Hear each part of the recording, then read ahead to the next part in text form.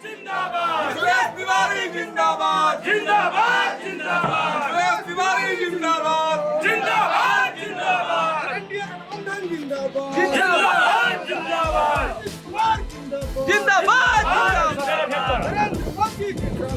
जिंदाबाद जिंदाबाद। कौन कौन समस्या बा? हमारा समस्या है बस 6 बार रोड के बाद समस्या बीबीगिरी हाल्ट को हमारा ट्रेन की जरूरत बा और ओकरा बाद हमारा एगो बेटी बहन खातिर समुदाय भवन बन जाई बराबर रहे खातिर नहीं हमारा समस्या। हाँ ये बहुत जरूरी बा। हमारा कहिए गोवा की बही रही तो बहुत बड़ा और हमारा कुछ नहीं चाहिए। एकदम होई, चिंता नहीं करके सब काम होई, ठीक ना?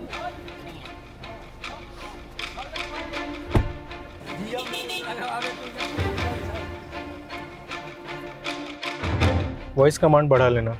Farhan rolling, Ratnesh rolling.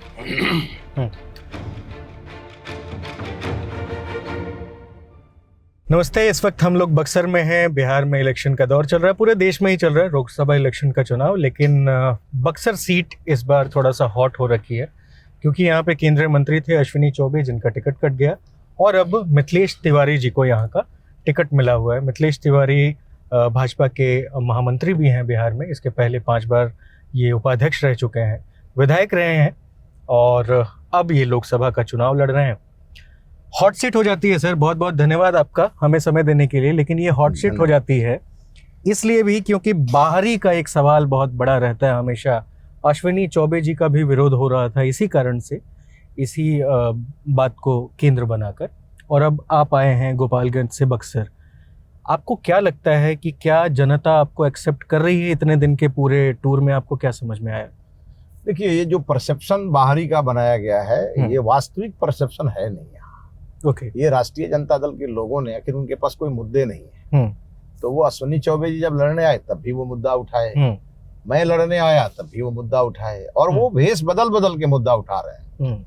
लेकिन यहाँ की जो जनता है, मैं पिछले 20-22 दिनों से घूम रहा हूँ और यहाँ की जनता का जो प्यार और लाड़ मुझे मिल रहा है, जनता में ये मुद्दा कहीं नहीं है। और ये इसलिए नहीं है कि यहाँ पे महर्षि विश्वामित्र जी भी यहाँ के नहीं थे, वो भी बाहर से इस बक्सर में आए थे और यहाँ उन्होंने तपस्या करके प्रभु श्री राम और लक्ष्मण जी को यहाँ बुलाया और उन लोगों ने आके यहाँ अपना शिक्षा ग्रहण किया। प्रभु श्री राम और लक्ष्मण भी यहाँ के नहीं थे, वो भी बाहर से आए थे, अयोध्या से आए थे। तो बाहरी भीतरी का तो विषय ही नहीं है, ये तो तीर्थ स्थल है। और बक्सर जहाँ पर उत्तरायण गंगा है, जहाँ पर भगवान रामेश्वर यहाँ निवास करते हैं, बाबा ब्रह्मेश्वर नाथ निवास करते हैं, यहाँ पे असुर शक्ति के रूप में एक ताड़का का वध भगवान ने किया था, जहाँ अहिल्या माता का उद्धार हुआ, वो तो तीर्थ स्थल है, पुण्य भूमि है। यहाँ पर परम संत मामा जी महाराज ने यहाँ से संत परंपरा की एक अद्भुत मिसाल कायम की।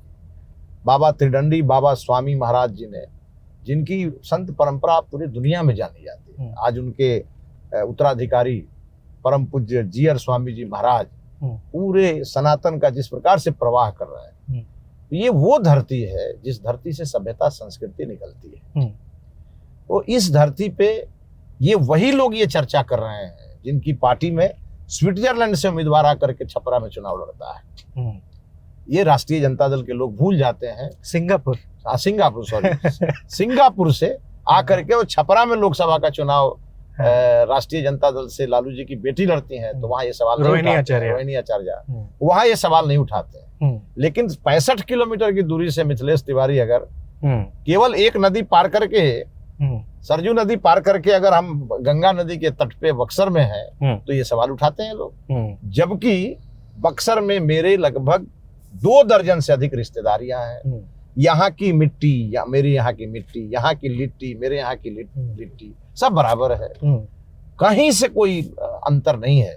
और यहाँ की जनता में मुद्दा भी नहीं है। भाषा भी एक है, भोजपुरी भाषा है। मैं भोजपुरी विश्वा का अंतर्राष्ट्रीय जनरल सेक्रेटरी भी हूँ। मैं मॉरिशस तक जाके भोजपुरी का प्रचार किया और मैं संघर्ष से निकला हुआ व्यक्ति हूँ। संघर्ष से तो ठीक है, तो एक काम करता हूँ, मैं अगला सवाल लूँ उससे पहले एक थोड़ा सा इंटरेस्टिंग सवाल है, आपको मजा भी आएगा। प्रधानमंत्री जब 2014 में आए थे चुनाव लड़ने के लिए बनारस, तो उन्होंने कहा था कि माँ गंगा ने मुझे यहाँ पे बुलाया है। तो वो भी बनारस का तट है माँ गंगा का, और बक्सर भी माँ तट है माँ गंगा का। तो आपने कभी ये वाला डायलॉग क्यों नहीं मारा अपने भाषणों में कि मैं भी बक्सर में बुलाया गया है, मतलब माँ गंगा ने बुलाया है? नहीं, देखिए बात तो सही है कि प्रभु श्री राम के बहुत सारे काम जो बाकी हैं उसको पूरा करने की जिम्मेवारी मेरे ऊपर है। माँ गंगा ने मुझे बुलाया है कि नहीं बुलाया मैं नहीं जानता, लेकिन मोदी जी ने मुझे भेजा है यहाँ, और मोदी जी ने भेजा है तो ये सोच के भेजा है कि बनारस में जिस प्रकार से बनारस विकसित हुआ है उस प्रकार से बक्सर के भी विकास की बारी है, इसीलिए उम्मीदवार मिथिलेश तिवारी है। आपने कुछ ज्यादा ही राइमिंग बैठा लिया है ना। क्या क्या भाषण के नारे लगा रहे हैं आप? नहीं, आजकल तो जनता नारा लगा रही है, क्योंकि देखिए बिहार जातिवाद की जहर में जकड़ा हुआ है। हाँ। तो बक्सर में आजकल हर गली में आप जाएंगे तो यहाँ कार्यकर्ता जनता एक ही नारा लगाती है, जातिवाद बीमारी है, दवा मिथिलेश तिवारी है। क्या बात है। कुछ लोग जो बाहरी भीतरी का नारा लगाते थे पहले, हाँ। अब तो खैर वो खत्म हो गया, और उन लोगों को सिखाते हैं यहाँ के लोग, छोड़ो सारे क्लेश को, सांसद बनाओ मिथिलेश को। यहाँ पे लोगों का कहना है, मैं जरा बक्सर में घूमा तो बक्सर के लोग ये कह रहे हैं कि अश्विनी चौबे ने यहाँ की सड़कों पर, यहाँ के अदर इंफ्रास्ट्रक्चर पे काम नहीं किया, उनका सारा ध्यान भागलपुर पे लगा रहा। इस पर आपकी टिप्पणी चाहता हूँ। देखिए कुछ लोग अफवाह भी फैला रहे हैं। आदरणीय अश्विनी चौबे जी के बारे में यहाँ प्रचार है कि वो एम्स बक्सर को मिल रहा था और ये भागलपुर लेके चले गए। जो लोग यह बात कहते हैं वो भूल जाते हैं कि पटना प्रमंडल में ही बक्सर आता है, और इस प्रमंडल में फुलवारी शरीफ में पहले से एम्स है, और वो अटल बिहारी वाजपेयी जी के समय में बना, और उसका उद्घाटन आदरणीय सुषमा स्वराज जी ने किया, शिलान्यास। अब आप एक चीज बताइए, एम्स गया दरभंगा और वो लोग कह रहे हैं कि एम्स भागलपुर चला गया। ये झूठ और अफवाह की खेती। कोई शिलान्यास की फोटो दिखा रहा था मुझे। नहीं, शिलान्यास तो हुआ ही नहीं है ना, अभी दरभंगा का भी शिलान्यास नहीं हुआ है। तो बिहार में 2 ही एम्स है, एक एम्स फुलवारी में बन गया है और दूसरा एम्स दरभंगा में स्वीकृत हुआ है। तो तीसरा एम्स होने का सवाल ही नहीं है अभी, आगे कभी होगा और भी हमारी सरकार करेगी। लेकिन ये इस बात में सच्चाई नहीं है कि बक्सर में कोई एम्स आ रहा था और उसको अश्विनी चौबे जी भागलपुर लेके चले गए। ठीक है, एक पुरानी घटना है, लेकिन मैं समझना चाहता हूँ कि आखिर हुआ क्या था। जब आपको टिकट मिला उसके बाद तुरंत आपको दिल्ली बुलाया गया था, उस दौरान हुआ क्या था? नहीं, मुझे जब टिकट मिला तो उस समय होली था, और उस समय मेरे एक रिश्तेदार काफी बीमार थे, दिल्ली एम्स में भर्ती थे। रात में सूचना आई कि वो कुछ पलों के मेहमान हैं, तो मेरी माँ ने मुझे कहा कि जा करके एक बार मिलो उनसे, और मैं उन्हीं से मिलने चला गया। आनंद फानन में अचानक गया, फिर सुबह की फ्लाइट से चला भी आया।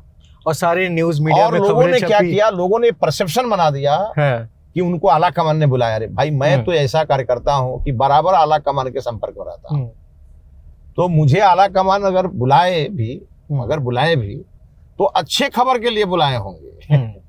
लेकिन कुछ लोग चलाने लगे कि आला कमान ने बुलाया तो बक्सर में टिकट चेंज हो रहा है। अच्छा, कुछ लोगों ने क्या क्या कहा, खैर मैं उस पर ध्यान भी नहीं देता हूँ, मैं अपने काम पे ध्यान देता हूँ। और उन सभी लोगों को जवाब मिला उस दिन जब मैं 30 तारीख को यहाँ आया, 30 मार्च को, और लगभग 55 किलोमीटर तक मेरे साथ हजारों लोग, हजारों गाड़ियां, बुलडोजर से स्वागत, और बक्सर की लोगों ने ये गर्दा उड़ाया यहाँ बक्सर में। और लोगों को ये खुशी थी कि तपा तपाया 35 साल का एक कार्यकर्ता अब एमपी का चुनाव लड़ने आ रहा है। और मुझे आप विश्वास नहीं करें, मेरा 5 रुपया खर्च नहीं हुआ, लोगों ने अपने से सब किया, और उस दिन सभी विरोधियों को जवाब भी मिला। एक तो बात हो गई आपकी लोकप्रियता की, मैं समझना चाहता हूँ एक चीज और, क्योंकि पूरे देश भर में ना, खासकर जहां जहां आपकी सरकारें चल रही हैं, वहां पे ये जो बुलडोजर वाली राजनीति है उसको लेकर के कुछ ज्यादा ही मतलब हाइप हुआ पड़ा है। देखिए, तो बुलडोजर पॉपुलर हुआ है, कैसे देखते हैं? बुलडोजर उत्तर प्रदेश से जोगी बाबा ने पॉपुलर किया है।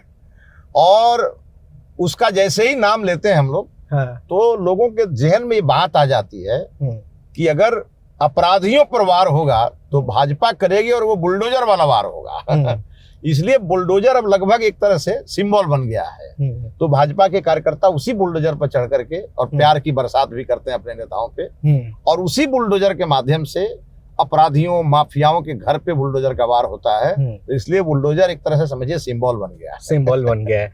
अच्छा, आपके प्रतिद्वंदी यहाँ पे 2 मुख्य लोग दिखाई दे रहे हैं, एक आरजेडी से सुधाकर सिंह और दूसरे आनंद मिश्रा, जो कि आईपीएस रहे हैं असम कैडर में, और अब बीते 6 महीने से आके ताल ठोक रहे हैं सीट से चुनाव लड़ने का।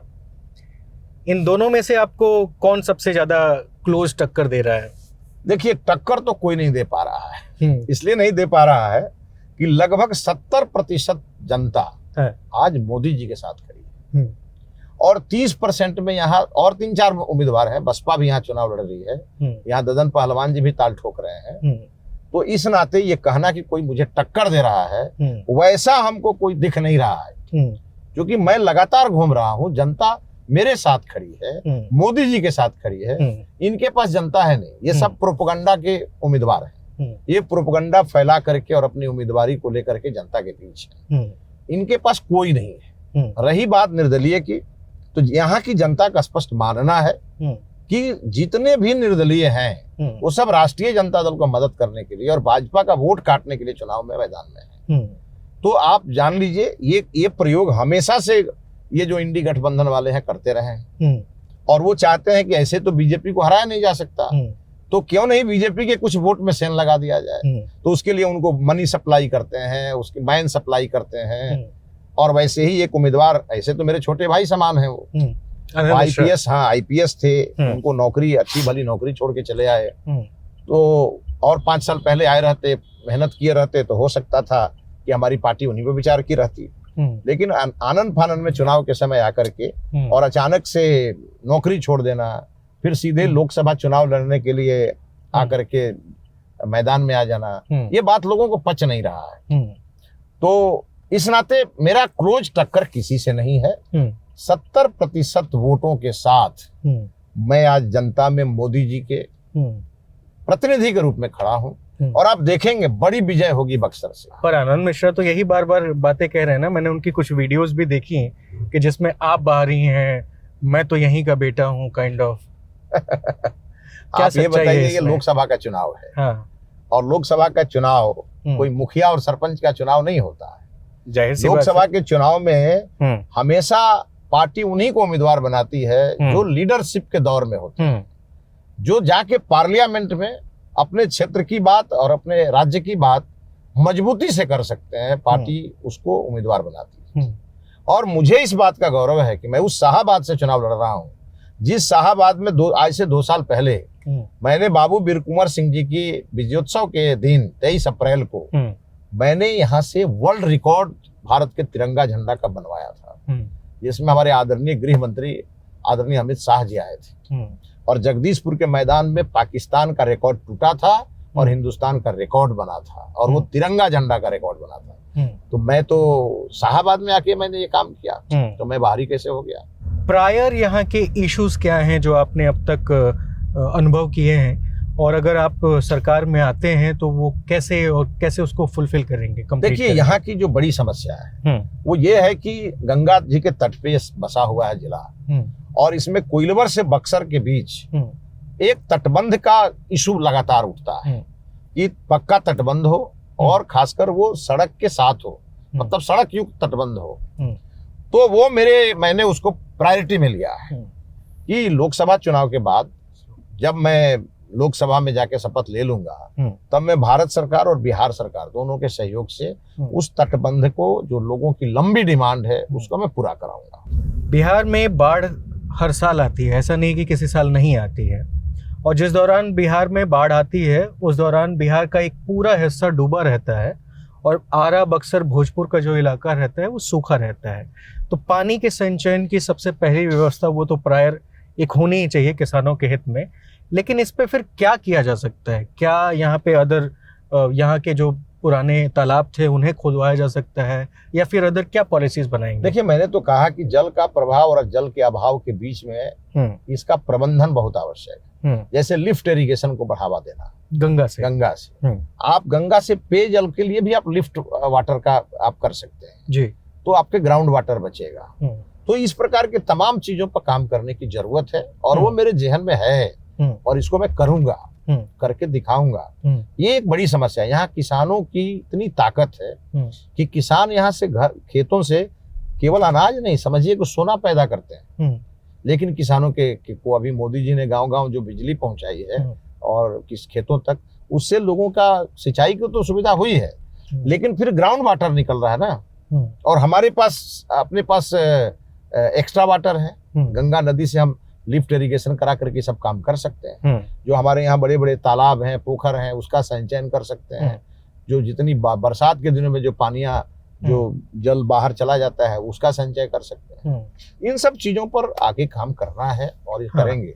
यहाँ युवाओं की एक बड़ी समस्या है, खेल के मैदान नहीं है, जो है भी वो विकसित नहीं है। और इन चीजों को, चूंकि मैं खुद खिलाड़ी रहा हूँ, क्रिकेट की बिहार में लंबे समय तक लड़ाई लड़ा हूँ, तो मेरे जेहन में है कि हमारे नौजवान अनुशासन का पहला पाठ अगर कहीं सीखते हैं तो खेल के मैदान से सीखते हैं। लेकिन अब तक आप बिहार को एक अच्छा प्लेग्राउंड नहीं दे पाए हैं जहाँ पे नेशनल लेवल का क्रिकेट हो पाए सर। देखिए, हम लोग तो लंबे समय तक लड़ते रहे खेल के मान्यता के लिए। अब तो ये मान्यता हो गई, नहीं मान्यता भी हो गई। हाँ। और आपने देखा होगा कि भी राज्य सरकार ने मोइनुल हक स्टेडियम को बीसीसीआई को देने का निर्णय ले लिया, और अब बीसीसीआई वहां आप देखेंगे कि बहुत ही उत्तम स्टेडियम बनाएगी। पिछले दिनों आपको याद होगा वहाँ पे रणजी का मैच हुआ था, तो कितना वायरल हुआ था, क्योंकि वहाँ पे जो प्लेयर्स स्टेडियम है जहाँ होता है वो थोड़ा ठीक ठाक बना है, लेकिन उस मामले में इंफ्रास्ट्रक्चर बिहार का बहुत कम है और उसको आगे बढ़ाने की जरूरत है, और वो बढ़ेगा। आप राष्ट्रीय स्तर के नेता शुरू से दिखाई देते हैं, तमाम बड़े मंचों पे आपको बुलावा जाता है। मैंने कहीं दिल्ली में ये भी सुना था कि मिथिलेश तिवारी को दिल्ली बुलाने के लिए ये सारी चीजें रणनीति हो रही है, उनको बक्सर से लड़ाया जा रहा है, जीत सकते हैं क्योंकि वो ठीक ठाक सेफ सीट है। दिल्ली आपको क्यों बुलाया जा रहा है? क्या मैं ठीक ठीक जा रहा हूँ? देखिए, अब संसद बन के तो दिल्ली ही जाना है।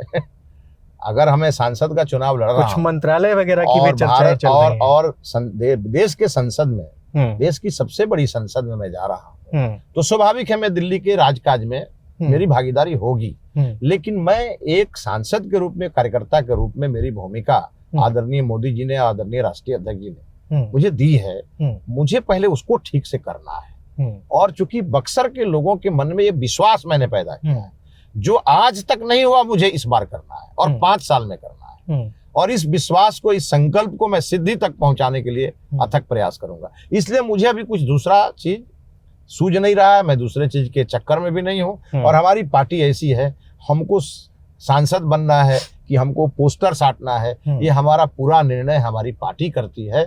पार्टी जो निर्णय की है, अब चुनाव लड़ रहे हैं, आगे पार्टी जो निर्णय करेगी उस भूमिका में काम करेंगे। चलिए, अब आपसे थोड़ा सा नेशनल लेवल पे भी सवाल मैं पूछ लेता हूँ। एक सवाल बक्सर का और रहता है। मैं बक्सर में घूम रहा था तो शिकायत थी युवाओं की कि यहाँ पे एक केंद्रीय विद्यालय है जिसकी हालात बहुत ज़्यादा ख़राब हैं।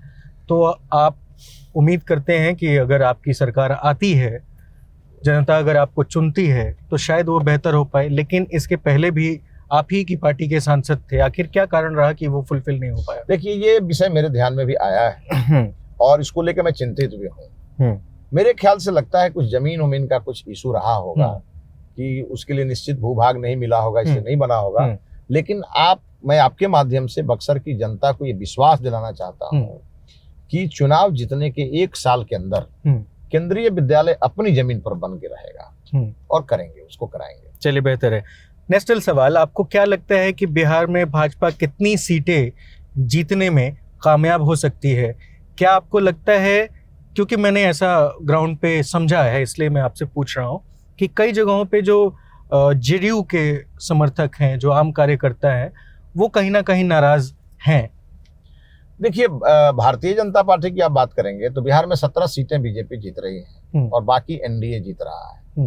तो 40 की 40 सीटें जीतने का जो हमारा संकल्प है वो हम लोग पूरा कर रहे हैं। और ये जितनी बातें चल रही हैं, कुछ लोग जो चला रहे हैं, वो अगर नहीं चलाएंगे तो इंडी गठबंधन वालों को तो 5 वोट भी नहीं मिलेगा। इसीलिए आप जान लीजिए, बिहार की जनता जब घर में से निकलती है वोट डालने के लिए, तो घर से निकलते समय हो सकता है कि किसी के मन में ये बात हो कि लालू जी हमारे रिश्तेदार हैं, या लालू जी हमारे जाति वाले हैं, या कांग्रेस पार्टी का हम कैडर हैं। बूथ तक पहुंचते पहुंचते मोदी जी की तरफ ध्यान आ जाता है और लोग जाते हैं, हो सकता है बटन दबाने जाते हैं किसी और को, और वोट चला जाता है मोदी। कल मैं पटना के कुछ प्रोफेसर्स और राइटर्स के साथ बैठा हुआ था मोरिया लोक में, और उनसे चर्चा कर रहा था बिहार की राजनीति पे।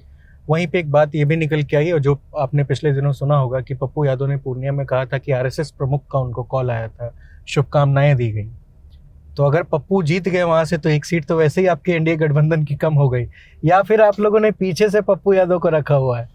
देखिए, बिहार में कई दिन ऐसे आते हैं जब बिहार में दो दो पप्पू दिखते हैं। एक पप्पू तो पहले से है, हाँ। और एक पप्पू दिल्ली से घूमते घूमते चले आते हैं। अच्छा जी। और एक ही पप्पू से लोग परेशान हैं कि दूसरे पप्पू का कोई मतलब है। आप शरेआम देश में एक और पप्पू को फेमस करने की कोशिश कर रहे हैं। नहीं, पप्पू फेमस होता ही नहीं है कभी। पप्पू जैसे नाम आता है लोग हंसने लगते हैं। एक और सवाल, मुझे आपसे यह समझना है कि नीतीश कुमार लोकसभा चुनाव से पहले आपके साथ आके वापस से जुड़ गए। आपने भी कहा था, आपकी पार्टी ने भी कहा था कि नीतीश कुमार के लिए सारे दरवाजे बंद हैं, हम उन्हें अपनी तरफ तो कभी नहीं आने देंगे। आपने कहा था कि उनको देखकर गांधी जी की आत्मा रोती होगी। अब आप बताइए कि क्या नीतीश कुमार या आपकी ये सैद्धांतिक राजनीति है या फिर सैद्धांतिक विहीन राजनीति? देखिए, इसमें एक बात छुपी हुई है। लालू जी जब नीतीश जी को लेके गए सोनिया जी के पास, क्योंकि तो एग्जैक्ट लाइन थी, सिद्धांत विहीन राजनीति के सबसे बड़े पोस्टर बॉय हैं नीतीश कुमार। हाँ। ये आपकी लाइन थी। अब देखिए, इसमें जो मूल बात छुपी है मैं उसकी तरफ आपको इशारा करता हूं। वो बात ये है कि जब अभी देश में चुनाव आने वाला था, ये तो 4-5 महीने पहले की बात है, तो नीतीश जी लालू जी नीतीश जी को लेकर सोनिया जी के पास गए और सोनिया जी से उन्होंने कहा कि नीतीश जी को प्रधानमंत्री का उम्मीदवार आप बना दीजिएगा तो मेरा बेटा बिहार में सेट हो जाएगा। तो सोनिया जी चुप रही। फिर उसके बाद उन्होंने कहा, मैडम बोलिए, तो मैंने बहुत दिन आपकी सेवा की है, अच्छा, इसलिए आप नीतीश जी को आप बना दीजिए प्रधानमंत्री का कैंडिडेट, तो हमारे बिहार का मुख्यमंत्री का कुर्सी खाली हो जाएगा और मेरा बेटा मुख्यमंत्री बन जाएगा। तो सोनिया जी ने कहा, तो मेरा बेटा कहाँ जाएगा? देखिए, इसमें छुपी हुई है बेटा के प्रति माता का और पिता का दर्द। राहुल गांधी के लिए उनकी माँ सोनिया जी जिंदा है कि वो किसी तरह प्रधानमंत्री बन जाए, और तेजस्वी यादव के लिए लालू जी जिंदा है कि किसी तरह तेजस्वी मुख्यमंत्री बन जाए। लेकिन मोदी जी देश के लिए जिंदा है और मोदी जी दिन रात देश के लिए काम कर रहे हैं। जब सवाल ये आया तो नीतीश जी ने छोड़ा साथ उन लोगों का और नीतीश जी फिर अपने स्थान पे आ गए और नीतीश जी ने सरेआम मन से कहा कि अब मैं कभी नहीं जाऊंगा, कहीं नहीं जाऊंगा। मोदी जी को उन्होंने विश्वास दिलाया कि अब मैं आपके साथ रहूंगा। तो नीतीश जी में कुछ कॉमन चीजें हैं। नीतीश जी का भी 17-18 वर्षों का शासनकाल बिहार में रहा, कहीं उनका रिश्तेदार आपको नहीं दिखेगा, और उसी प्रकार मोदी जी का है। मोदी जी के भी भाई भतीजा रिश्तेदार आपको कहीं नहीं दिखेगा। ये दोनों में कॉमन है। परिवारवाद को बढ़ावा दोनों ने नहीं दिया, भ्रष्टाचार का आरोप दोनों पर नहीं लगा। ये कम बात नहीं है, और हो सकता है कि कोई कमी रही होगी, लेकिन हमारे जैसे राजनीति में काम करने वाले लोगों के लिए अगर ये बात है, क्योंकि परिवारवाद होती तो मिथिलेश तिवारी बक्सर में नहीं आते, और इस नाते हमको ये स्वीकार करना पड़ेगा कि मोदी जी और नीतीश जी ही इस देश के और इस राज्य के सच्चे शुभचिंतक हैं, और इनके नेतृत्व में ही बिहार और देश का कल्याण है। उसी गली में चलना जहाँ पे जाना है हमें। ठीक है, 2020 में भी मैंने आपका एक इंटरव्यू किया था जब आप विधानसभा का चुनाव लड़ रहे थे, दूसरे विधानसभा के लिए, और उसके पहले आप विधायक थे। एक सवाल मैं तब नहीं पूछ पाया था, मेरे जहन में ये सवाल था क्योंकि आप जिस तरीके से काम कर रहे हैं या करते हैं, तो कई बार ऐसी चीज़ें होती हैं, कई नेताओं के साथ ऐसी चीज़ें होती हैं कि उन पर कुछ हमले होते हैं। आप पे भी हमला हुआ था और कई अननोन नंबर से आपको कॉल्स आ रहे थे। क्या आपने अब तक वो ट्रेस करने की कोशिश करी कि कहाँ से, क्यों और किस लिए था वो?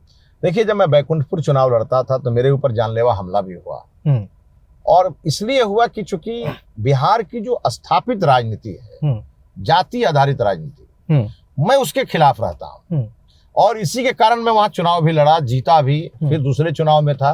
तो जो लोग जातिवादी राजनीति के पोषक हैं वो हमको रास्ते से हटाना चाहते थे। तो ऐसा कौन सी जाति है जो आपसे कुछ ज्यादा नाराज है? और उसी के कारण उन लोगों ने मेरे ऊपर हमला भी कराया था। मैंने उस पर मुकदमा भी कराया, उसकी जांच भी हुई, और सब चेहरे सामने आ गए। और जिन लोगों का इसमें हाथ था वो जीवन में यही करते रह जाएंगे, उनको कोई मौका नहीं मिलेगा। और जिस पे हमला हुआ, आप देख सकते हैं कि बैकुंठपुर से बक्सर तक की दूरी मैंने तय कर ली। अब यहाँ से संसद तक की दूरी मुझे तय करना है। इसलिए मैं मानता हूँ कि जिन लोगों को भी इसी में मजा आता है, किसी को रास्ते से हटा दो, मिटा दो, अच्छे काम करने वाले को बदनाम कर दो, उनको आगे जीवन में बढ़ने का मौका जनता नहीं देती। बिहार में जब भी डेवलपमेंट या एजुकेशन की बात होती है तो कई बार ये कहा जाता है कि बिहार में स्किल सेट अच्छा नहीं है, कहा जाता है। कई बार आपके नेताओं ने भी कहा है, जेडीयू के नेताओं से भी मैंने सुना है। कल भी मैं जब पटना में था तो किसी एक नेता के पास बैठा हुआ था, जेडीयू के नेता ही थे, उनके जुबान से ये बात निकल गई। मैं आपसे जानना चाहता हूँ कि ये जो स्किल सेट करने का पैमाना है वो कहाँ से शुरू होता है? गवर्नमेंट की एक पॉलिसी से ही शुरू होता है जिसका बेसिक स्ट्रक्चर क्या है? एजुकेशन सिस्टम को रिफॉर्म करना। क्या प्लानिंग है? क्या आपके पास कोई ऐसा आइडिया है? अगर आप संसद पहुंचते हैं तो क्या ऐसी चीजों पे रिफॉर्म करना चाहते हैं? देखिए, यही तो मोदी जी कर रहे हैं। ये जो वोकल फॉर लोकल का नारा उन्होंने दिया, ये स्किल को ही आगे लाने का नारा है। और देखिए, मैं इससे सहमत नहीं हूं कि कोई कहे कि बिहार में स्किल नहीं है लोगों के पास। बिहार में तो इतने स्किल हैं लोगों के पास, कौशल युक्त युवा मिलेंगे आपको, एक से एक आविष्कार करने वाले लड़के मिलेंगे आपको, एक से एक साइंटिस्ट मिलेगा बिहार में आपको, और एक से एक IAS IPS मिलेंगे बिहार को। बिहार के पास ब्रेन है। कभी प्रमोद महाजन जी कहा करते थे कि मैं जब सिलिकॉन वैली गया तो वहां सबसे ज्यादा इंजीनियर बिहार के मिले। तो बिहार में ताकत है, इसको पहचानने की जरूरत है। हाँ, लेकिन जो बिहार के इंजीनियर मिले होंगे वो बिहार में एजुकेट नहीं हुए होंगे ना, उनको हायर स्टडीज के लिए बाहर जाना पड़ा होगा। ये बात तो सही है। तो ये उस समय की ये कमी थी जो धीरे धीरे, आज देखिए पहले IIM नहीं था बिहार में, अब तो IIM खुल गया गया में। तो इस नाते पहले की सरकार की प्रायोरिटी चरवाहा विद्यालय थी, अभी के सरकार की priority IIM, engineering college, polytechnic college, केंद्रीय विश्वविद्यालय। तो आज हो रहा है ये धीरे धीरे ये जब आगे और बढ़ेगा और बिहार के युवाओं को जब यहीं पढ़ने का अवसर मिलेगा, बढ़ने का अवसर मिलेगा, तो वो पढ़ेंगे भी यहीं, बढ़ेंगे भी यहीं, पढ़ाएंगे भी यहीं और बढ़ाएंगे भी यहीं। तो अपने आप धीरे धीरे पलायन खत्म हो जाएगा। बक्सर के औद्योगिक क्षेत्र को बढ़ावा देने के लिए आपके पास क्या विजन है? देखिए, बक्सर में तो इतनी रोजगार की संभावनाएं हैं, केवल यहाँ का टूरिज्म बढ़ जाए तो बक्सर के युवा लाखों की संख्या में रोजगार प्राप्त कर लेंगे। आज देखिए अयोध्या का क्या स्थिति है, राम मंदिर बना, पूरी दुनिया अयोध्या दौड़ रही है। तो बहुत सारे युवा टैक्सी चलवा रहे हैं, बहुत सारे युवा होटल चला रहे हैं, बहुत सारे युवा दुकान वहां चला रहे हैं, पूजा पाठ की सामग्री बेच रहे हैं। तो बक्सर भी उसी प्रकार का, यहाँ केवल कुछ नहीं, केवल गंगा जल को पैक करके अगर यहाँ से पूरी दुनिया को सप्लाई कर दिया जाए तो एक बहुत बड़ा चेन बन जाएगा। क्योंकि गंगा जी बक्सर में है और ये उस घाट पे है जहाँ राम रेखा घाट पहले से है, जहाँ प्रभु श्री राम ने आकर के यहाँ अपनी शिक्षा दीक्षा ली है। तो कौन आदमी, दुनिया के हर स्थान का लोग चाहेगा बिजनेस तो जहाँ जहाँ गंगा है सब लोग कर सकते हैं, सब लोग कर सकते हैं, मतलब वो और हर घर में रखा जाता है। मैंने तो एक उदाहरण के लिए आपको कहा, आज बताइए, पहले गन्ना की जब खेती किसान करते थे तो केवल चीनी का उत्पादन होता था। बिल्कुल, ये मोदी जी की सरकार ने आकर के गन्ना से उन्होंने इथेनॉल पैदा किया। अब तो फूड ग्रेन से इथेनॉल आ गया। बहुत बड़ी बात हो गई, बड़ी बात है। और इसलिए मैं जहाँ पहले विधायक था वहां दो इथेनॉल की फैक्ट्रियां खुल गई। दो इथेनॉल की फैक्ट्री खुली तो 500 लोगों को तो वहीं रोजगार मिल गया। गोपालगंज में, मेरे कंस्टिट्यूंसी में, मेरे ही टेन्यूर में दो खुल गई। अब इन सब चीजों को यहाँ कैसे किया जाए, ये सांसद बनने के बाद इस पे मैं लगूंगा। बड़े बड़े उद्योगपतियों से मैं मिलूंगा, उनको मैं बक्सर आने का आमंत्रण दूंगा, यहाँ पर उनके लिए इंफ्रास्ट्रक्चर का निर्माण कराऊंगा और उनको कहूंगा कि भाई आइए बक्सर, उस स्थान पे आइए जहाँ प्रभु श्री राम आए थे। ठीक है, तो अभी हम लोग चल रहे हैं आपके जनसंपर्क में, बहुत ज्यादा समय आपका नहीं लेंगे। क्या दिखाने वाले हैं, कैसे आप लोग जनसंपर्क कर रहे हैं? नहीं, देखिए, हम तो गांव जा रहे हैं। ये डुमरांव विधानसभा है बक्सर का, और इसकी भी अपनी एक स्टोरी है। और डुमरांव में आप जब जाएंगे तो आप देखिए चारों तरफ खेत और खलिहान है। यहाँ के किसान हैं जो मोदी जी को बेहद प्यार करते हैं। लोकसभा चुनाव में झोली भर भर के वोट देते हैं। विधानसभा का चुनाव आता है तो कुछ ऐसे लोग आते हैं जो इनको जाति में बांट देते हैं और सब बिखर जाते हैं। इन्हीं सब चीजों को संभालने के लिए मैं लगातार प्रयत्न कर रहा हूँ। चलिए फिर दिखाइए थोड़ा सा हमें भी। हाँ बिल्कुल, आइए। अभी एक गांव में मैंने चौपाल लगाया था जहाँ आप तुरंत पहुंचे थे, और अब दूसरे गांव की तरफ हम बढ़ रहे हैं।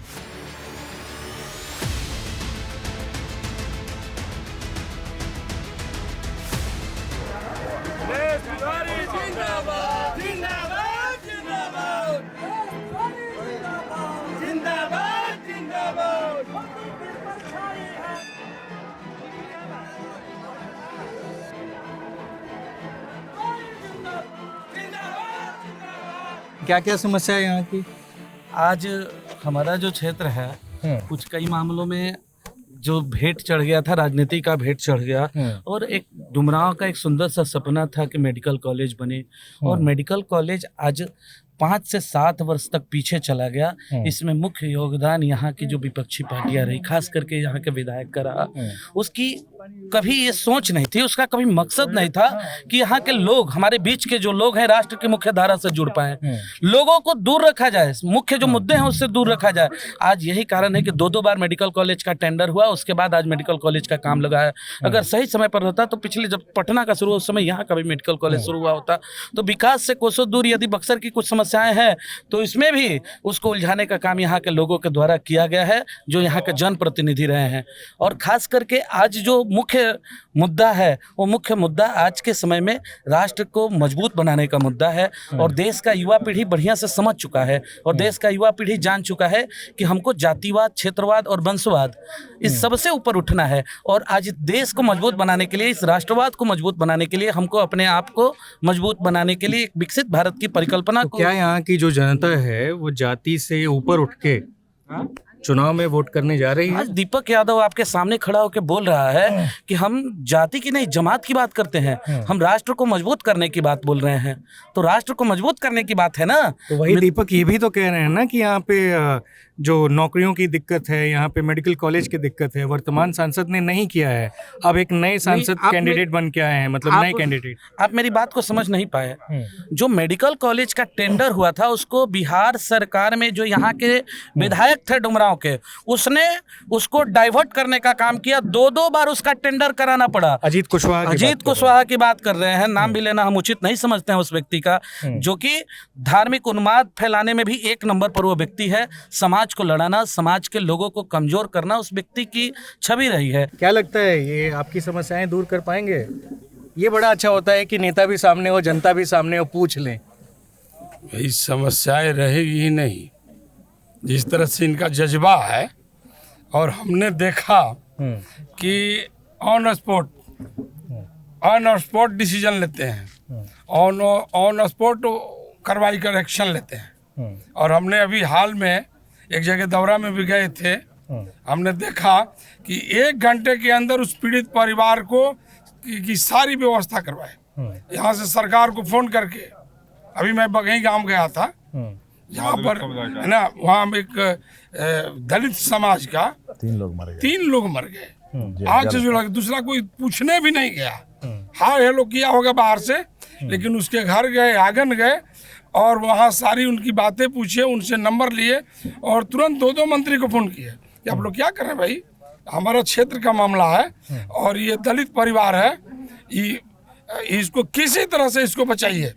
और उस समय 1 घंटा के बाद सूचना मिली हम लोगों को कि वहाँ पूरा महकमा लग गया। आपको इनकी कौन सी ऐसी चीज जो है प्रभावित करती है? इनकी सबसे बड़ी इनकी शालीनता, शराफत। जैसे कोई मेरे जैसे युवा आराम से बात करता है, आराम से मिलता है, इनसे आराम से बतियाता है, तो हमें खुशी होती है कि लगता है कि हमारा जो काम तो हुआ है, ऐसा नहीं काम नहीं हुआ है, लेकिन जो अभी धरातल पर नहीं दिख रहा है, हो सकता है कहीं मतलब बड़ा नेता और हम सब कार्यकर्ताओं के सामने नहीं बन पाया है, इसलिए भी नहीं हो पाया है। तो वो भी समस्या अब इनको देखने से हम लोग को लगता है कि दूर होगा, और हम दावा के साथ करेंगे बहुत भारी अंतराल से चुनाव जीतेंगे। तो मैं अपना आखिरी सवाल आपसे ले लेता हूँ, क्योंकि दिन भर आपको बहुत सारे कार्यक्रम में अभी जाना है। सवाल ये है कि बहुत सारे वादे होते हैं बड़े नेताओं की ओर से या फिर प्रधानमंत्री की ओर से, विपक्ष की ओर से। लोग आते हैं, नई जगह पे जाके चुनाव लड़ते हैं, इसमें कोई खराबी नहीं है कि किसी दूसरे ज़िले से जाके अब किसी दूसरे ज़िले में चुनाव लड़ रहे हैं, वो तो आपकी पार्टी का सिस्टम है। पर जो भरोसा ये जनता आप पे दिखा रही है, कुछ लोग इसमें कार्यकर्ता हैं, कुछ लोग आम जन हैं, अगर ये फुलफिल ना हुआ तो क्या फिर 5 साल बाद आने के लिए अपने आप को बेहतर समझ पाएंगे? देखिए, हम लोग डॉक्टर श्यामा प्रसाद मुखर्जी के खानदान वाले हैं, पंडित दीनदयाल उपाध्याय जी के खानदान के वाले हैं, और अटल बिहारी वाजपेयी जी के खानदान के। तो हमको मालूम है कि हमने जो वादा 1951 में किया था, धारा 370 हटाने का, राम मंदिर बनाने का, कॉमन सिविल कोड लाने का, और वो पूरा हुआ आकर के मोदी जी के नेतृत्व में। तो हमको मालूम है जो हम कहते हैं वो करते हैं, उस परिवार से हम जुड़े हुए हैं। तो हम लोग उस खानदान के हैं कि पूरा भारतवर्ष हमारा परिवार है, और हर घर हमारा घर है, और हर घर की समस्या हमारी है। और आज दूसरी पार्टियां तो घोषणा पत्र जारी करती हैं, लेकिन भारतीय जनता पार्टी संकल्प पत्र जारी करती है और उसको सिद्धि तक पहुंचाने के लिए अपने आप को खपा देती है। और अपने आप को खपाने में ही डॉक्टर श्यामा प्रसाद मुखर्जी बलिदान हुए और पंडित दीनदयाल उपाध्याय बलिदान हुए, खपाने में ही और संकल्प को पूरा करने में भी। और उनकी तीसरी पीढ़ी मोदी जी ने आके उसको पूरा किया। और अब जो सवाल है, चूंकि मोदी जी दिल्ली में बैठे हैं और यहाँ भी हमारी सरकार है, हम जो सोचेंगे वो 3 महीने में धरती पर उतरेगा। उस संकल्प के साथ हम बक्सर में खड़े हैं। बक्सर को बनारस बनाने के संकल्प को पूरा करने के लिए खड़े हैं और हमारे पीछे मोदी जी खड़े हैं। तब तो मोदी है तो मुमकिन है और भाजपा है तो संभव है। चलिए बेहतर, बहुत बहुत शुभकामनाएं धन्यवाद, आपको। धन्यवाद। बाकी तो जनता ने तय करना है कि आप कहाँ जाएंगे, क्या संसद जाएंगे या बिहार ही रह जाएंगे, है ना। लेकिन शुभकामनाएं आपको अच्छे भविष्य के लिए और धन्यवाद जिसको समय देने के लिए। बहुत धन्यवाद कि आप दिल्ली से चल करके और आप हमारे बक्सर के इस गांव में आए। चलिए बेहतर, शुक्रिया।